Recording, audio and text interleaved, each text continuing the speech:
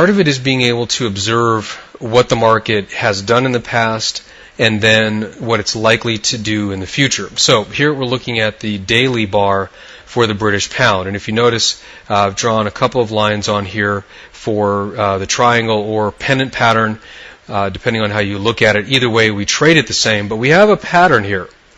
And that pattern is indicating that the professional money is active in the market. Now, as we zoom out here, one of the things that you want to take notice of is really where is the market making its move. If you see back here, I don't know why it's kind of falling short, but if you see back here, this was the support, if you will recall, from the weekly area.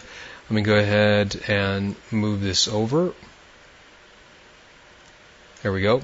So you can see that right at the top end of this weekly support range, we have the market meeting an area of buying. How do I know it's an area of buying? Well, the market pushed down here once, twice, 3 times, and it's holding. Okay, so we know that there's buying because the market's not continuing to go down. How do I know this? Well, let's just look at this from a logical standpoint. Let's go back in time to November of this year. The market was on a fast track. It looked like back to the upside. It got to $2.11, and there was something that was called the RICS housing survey for the UK, which came out, and the pound promptly got shot in the head, and it died, as they say. If that's not graphic enough for you. Listen, that's how traders describe this stuff. I don't know. Just old habits, I guess. Anyway, so the market falls out of bed. It starts a slide, which eventually takes it down here to about 2,300. Now, how do we know that the market is going to move? Is it going to move up or is it going to move down? Well, if the market is going to move down, what does that mean? It means there's selling going on. If the market's going to move up, we know that there has to be buying going on.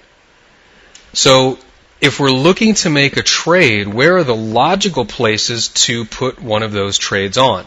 Well, one place that we could put it on for a long would be way up here. And if you notice, we're looking at the market at 2.04, and we're talking about going long up here at 2.08. Some traders would look at that and say, hey, you're giving up 400 pips.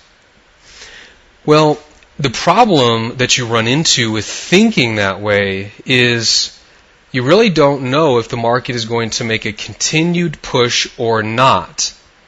Okay, so we've got to focus on available areas of support, available areas of resistance for confirmed type of breakouts. Now, I'm not saying that you can't make money between 2.04 and 2.08.